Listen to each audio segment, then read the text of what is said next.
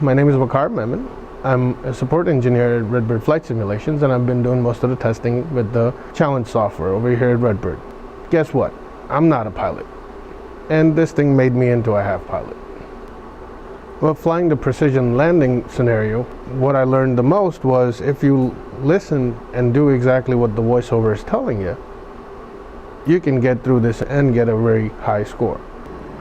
You stick around 60 right by the lighthouse, you should be good, because then you can make those small adjustments as you approach. Sometimes what you would notice is when you're by the target, and if you turn your engines to idle too quickly, it might cut you short a little bit. What I've seen is 1300 RPM works great when you're right at the edge. As soon as I get over the yellow or the orange target line, I pull my nose up as much as I can so I can glide right over that orange line and then just hit the target on the green and blue line. Can't give up. I can't help it. This is the nature of this software. It will make a pilot out of me.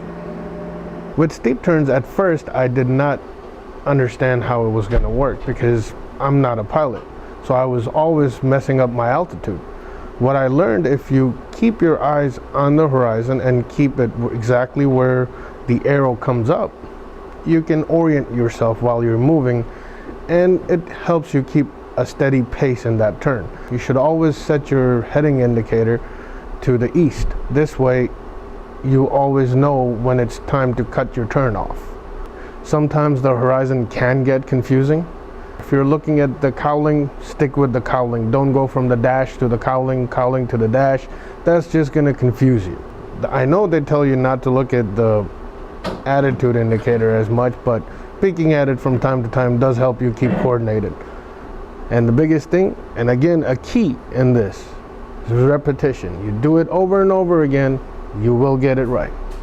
Oh, lazy eights is very difficult, but the training does make it easier.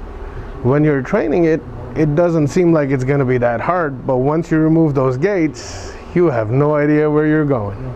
But it's hard, and I've heard from actual pilots that even the actual thing is very hard. And again, I'm following my own advice on that one. I've repeated it about 100 times. I've gotten a little bit better, nothing to brag about. It's never gotten boring, it's never gotten old, because I always seem to improve on my score every time I try this. Let's just say I started out with a score of 2200. I know that's embarrassing, but now I'm at 9700. So now it makes me feel good, especially as a non-pilot. It helps.